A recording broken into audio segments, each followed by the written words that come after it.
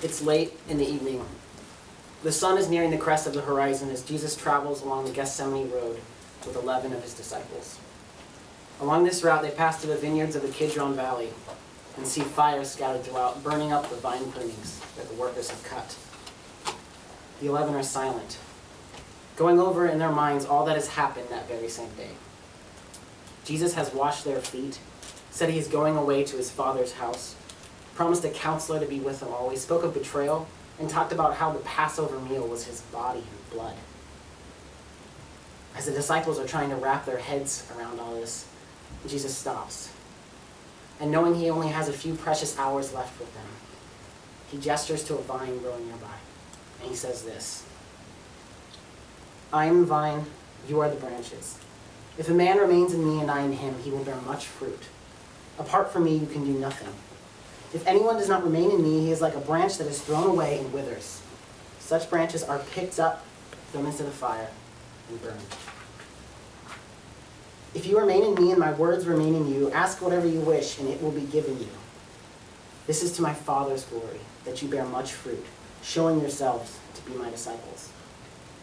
As the Father has loved me, so have I loved you. Now remain in my love. If you obey my commands, you will remain in my love, just as I have obeyed my Father's commands and remain in his love. I have told you this so that my joy may be in you, and your joy may be complete."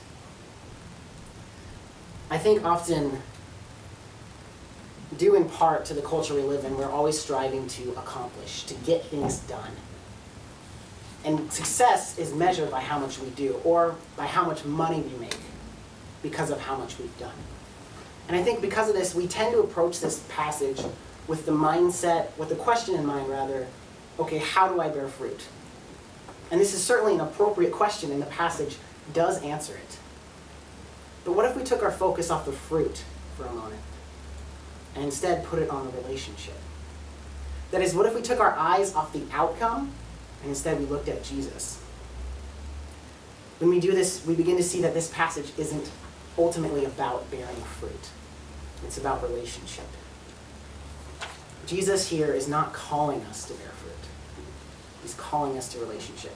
And fruit is simply the result. So how do we see relationship revealed in this passage?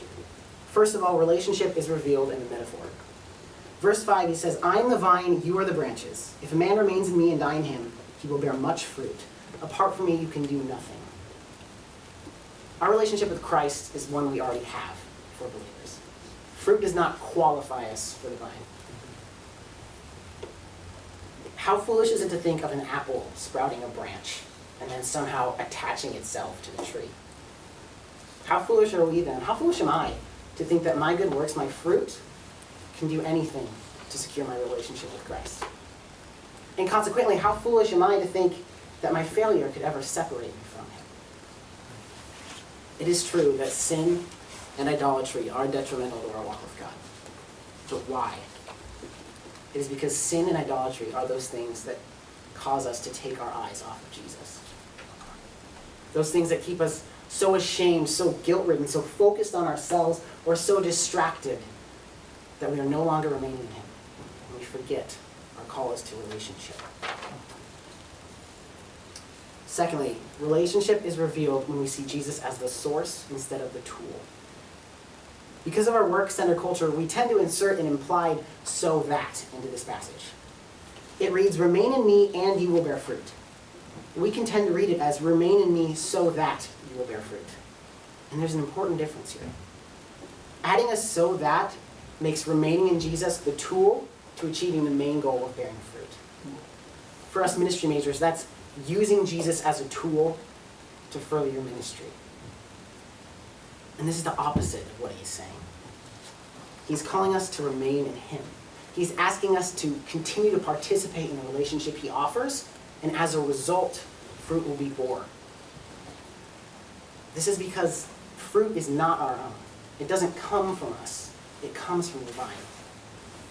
And the only reason we are in the vine is because of Jesus' death. Jesus did not die so that we could then bear fruit for the kingdom. He died for us because he loves us. And now because of that, his death and resurrection, we are able to participate in the relationship he offers, which fruit will then flow out of. And he commands us to remain in this. My third point, relationship is revealed in the way Jesus would have us abide in him. That is how he would have us keep our eyes and our hearts directed towards him. In verse 7, Jesus tells us that his words are to remain in us. So how do we understand the study of his word as relational? Have you ever gotten a love letter? Maybe from a boyfriend or a girlfriend, husband, wife, or better yet, a crush. You don't read it just once. Read it again to see if you missed anything the first time. Right? You study it, down to the very words. Now, what did she mean by that? Handsome. Ruggedly handsome? I hope so. And you enjoy it, because you're discovering how the person behind it sees you. See, the Bible is God's love letter to us. It reveals the depths of his loving character and disposition towards us.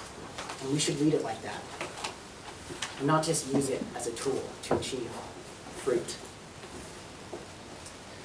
My fourth point, relationship is strongly revealed when Jesus speaks of the punishment for those branches that are cut off. Verse 6, he says, "If anyone does not remain in me, he's like a branch that is thrown away and withers. Such branches are picked up, thrown into the fire, and burned." When I began to read these verses in light of relationship, or this verse, it became all the more jarring. As I mentioned before, this teaching takes place on the road to Gethsemane just after the Last Supper. So as he is saying this, who would undoubtedly be on Jesus' mind? When he took the bread and dipped it in the cup and gave it to him. Judas. It's hard now to imagine Jesus speaking this with the same holy, confident tone that I usually attribute him.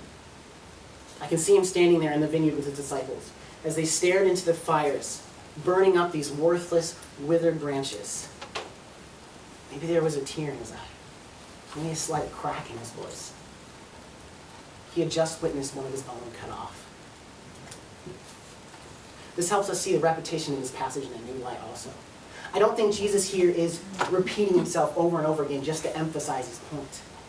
But he's just lost Judas to the fire. And now he's pleading with his remaining disciples to remain in him. Remain in me and I will remain in you. Remain in my words, remain in my love. This reveals his heart for us. And lastly, verses 8 through 11. "This is to my Father's glory, that you bear much fruit, showing yourselves to be my disciples. As the Father has loved me, so have I loved you. Now remain in my love. If you obey my commands, you will remain in my love, just as I have obeyed my Father's commands and remain in his love. I have told you this, so that my joy may be in you, and your joy may be complete." This is the cool part. Jesus then tells us what kind of relationship he calls us into. We are ushered in to this eternal love relationship that he shares with the Father. And this is a love characterized by continual, joyful obedience to the heavenly will. And just as Jesus sought only to do the Father's will,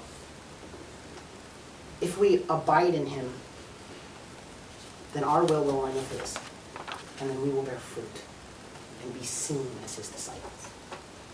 That means people will see Jesus in us. And he tells us this so that we may have joy. Jesus is not calling us to bear fruit. He's calling us to himself. He's presenting us with this loving call to relationship. And he promises, as we participate in that, in this abiding way, as we keep our eyes transfixed on the glory of the Lord and we don't allow anything to cloud our vision or distract us from the knowledge of his amazing love for us. And if we live in that, if we abide in it, then he promises that he will then bear fruit through us. Our focus is not on the fruit.